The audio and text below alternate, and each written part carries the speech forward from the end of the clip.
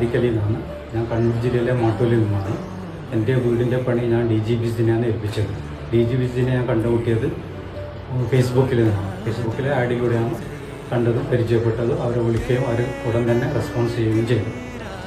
എൻ്റെ വീടിൻ്റെ പണി 8 മാസം കൊണ്ട് പൂർത്തിയാക്കാമെന്നാണ് എഗ്രിമെൻറ്റ് ചെയ്തത്. അത് 8 മാസത്തിൽ തന്നെ പൂർത്തിയാക്കി തരികയും ചെയ്തു. പിന്നെ കാലതാമസങ്ങളൊന്നും വരുത്തിയിരുന്നില്ല. ഞാനത് ഹാപ്പിയാണ്.